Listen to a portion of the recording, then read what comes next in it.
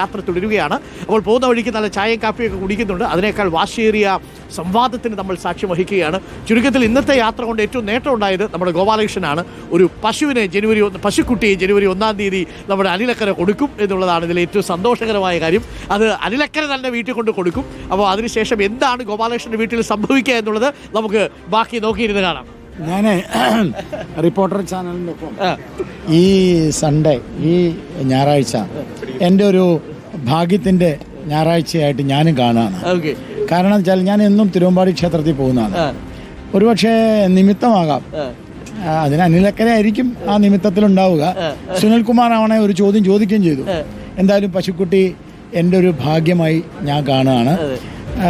എന്ന് മാത്രമല്ല, ഞാൻ ഏറ്റവും സന്തോഷത്തോടുകൂടി പറയാണ്, ഇത് ഞാൻ എൻ്റെ ഭാര്യയെ ഫോണിൽ വിളിച്ച് പറഞ്ഞു. അപ്പൊ എൻ്റെ ഭാര്യ പറഞ്ഞു, കുറെ നാളായിട്ട് ഞാൻ എൻ്റെ മനസ്സിൽ ആഗ്രഹിച്ചതാണ് വാസ്തവത്തിൽ ഒരു പശുക്കുട്ടിയെ. എന്താണ് എൻ്റെ ഭാര്യ പറഞ്ഞത്? പശു കൊണ്ട് അങ്ങോട്ട് പോവാ എന്നാ പറഞ്ഞത്. ഗോപാലകൃഷ്ണൻ പറഞ്ഞെന്താ വെച്ചാല് പശുവിനെ കൊണ്ട് വരൂ എന്ന് പറഞ്ഞതാണ്. രണ്ടും തമ്മിലുള്ള വ്യത്യാസമുണ്ട്. അത് തൃശ്ശൂർക്കാർക്ക് മനസ്സിലാവും. ഗോപാലകൃഷ്ണൻ ഈ പശു ആരാധകനാണ്, പശു ഒക്കെ ഉണ്ട്. പശു എന്താണെന്ന് ഗോപാലകൃഷ്ണൻ അറിയില്ല. അതിനകത്ത് ഈ കർഷകനെ സംബന്ധിച്ചോളം പശുവിനെ മുഴുവനായിട്ട് അറിയാം. ഈ പശുവിനാണെങ്കിലും മൂരിക്കുട്ടിക്കാണെങ്കിലും ചുഴി നോക്കും. അത് ഓരോ ചുഴിയുടെ അടിസ്ഥാനത്തിലായിരിക്കും ഗോപാലകൃഷ്ണന്റെ വളർച്ചയും തളർച്ചയും ഒക്കെ. ഞാൻ എന്തായാലും അങ്ങനെ തളർക്കാനുള്ള ഒരു ചുഴിയുള്ള പശുക്കുട്ടിനെ ഞാൻ കൊടുക്കാൻ ഉദ്ദേശിക്കുന്നില്ല. അല്ലെങ്കിൽ അത് ചതിയാവും. ഈ മറ്റേ എന്താ നമ്മൾ ഈ വടക്കൻ വീരകഥ കണ്ടുപോയ ചെമ്പാണിക്ക് പകരം മുള്ളാണി വെച്ച പോലെ ഞാൻ അത് ചെയ്യാൻ ഉദ്ദേശിക്കുന്നില്ല. ചുഴി നോക്കി നല്ല ചുഴിയുള്ള പശുക്കുട്ടിയെ അത് ഗോപാലകൃഷ്ണന്റെ ഭാഗ്യം പോലെ പിന്നെ വളർത്തും. അതിനകത്ത് ഒറ്റ പോയിന്റ് മാത്രമേ ഉള്ളൂ, ഏത് ചുഴിയായാലും ശരി, എന്തായാലും നല്ലതേ അക്കരെ എനിക്ക് ചെയ്യുമെന്ന് പറഞ്ഞതിൽ എനിക്ക് സന്തോഷമുണ്ടെങ്കിലും അതെനിക്കറിയില്ല. എന്നോട് അനിലക്കര മോശമായിട്ട് പെരുമാറിയിട്ടില്ല. അത് കറക്റ്റാ. അല്ല, അനിലക്കര എൻ്റെ അടുത്ത് മോശമായിട്ട് പെരുമാറിയില്ല. അപ്പൊ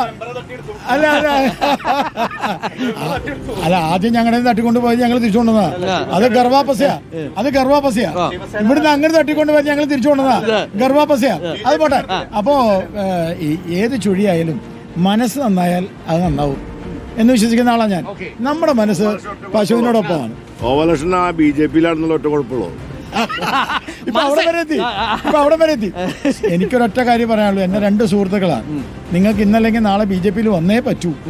ആ അവസ്ഥയാണ് ഇപ്പോ. ഗോപാലകൃഷ്ണൻ എപ്പോഴും അങ്ങനെ പറഞ്ഞുകൊണ്ടിരിക്കുന്നതാണ്. ഗോപാലകൃഷ്ണൻ മിക്കവാറും ഏതാനും വർഷങ്ങൾക്കൊക്കെ അദ്ദേഹത്തിന് മാനസാന്തരം സംഭവിക്കുകയും അദ്ദേഹം പുരോഗമന പ്രസ്ഥാനത്തിന്റെ ഭാഗമായി മാറുകയും ചെയ്യും. ഞാനിപ്പോ പുരോഗമന പ്രസ്ഥാനത്തിലാണ്. പുരോഗമനം വാക്കിലല്ല, പ്രവൃത്തിയിലാണ്. അത് ചെയ്യുന്ന പ്രവൃത്തിയാണ് BJP ചെയ്യുന്നത്. ഞാൻ പുരോഗമന പ്രസ്ഥാനത്തിലാണ്. മൂപ്പര് വർത്താനം മാത്രമേ ഉള്ളൂ. അതുകൊണ്ട് മൂപ്പരെ ഞങ്ങൾ കൊണ്ടുവരാനുള്ള എല്ലാ ശ്രമങ്ങളും ആരംഭിച്ചിട്ടുണ്ട്. അതായത് ഈ ഗോപാലകൃഷ്ണൻ എന്ന് പറയുന്ന ആളെ സാധാരണ നിങ്ങളെല്ലാവരും പറയുന്ന പോലെ ഈ വായില്ലാത്ത വെട്ടുത്തി പോലെ സംസാരിക്കുന്ന ആളാണ്. അതുകൊണ്ട് എനിക്ക് വരെ ഗോപാലകൃഷ്ണനെ, നാട്ടുകാർക്ക് ഗോപാലകൃഷ്ണൻ അറിയാം. അപ്പൊ ഗോപാലകൃഷ്ണൻ ഇതിന്റെ അപ്പുറത്തും പറഞ്ഞു ചിലപ്പോൾ പിണറായി വിജയനെ നാളെ BJP കൊണ്ടിരുന്നു പറയാൻ ഇന്ന് ഇന്ത്യയിൽ ജീവിക്കുന്ന ഓരോ BJP-ക്കാരുള്ളത് ഗോപാലകൃഷ്ണനാണ്. ഞാനൊരു കാര്യം പറയട്ടെ, ഒറ്റ കാര്യം പറഞ്ഞു. ഞാൻ ഒരു ശ്രമം നടത്തുന്നതിൽ തെറ്റില്ലല്ലോ. തെറ്റില്ല. പക്ഷെ വരണവരുടെ തീരുമാനിക്കുന്ന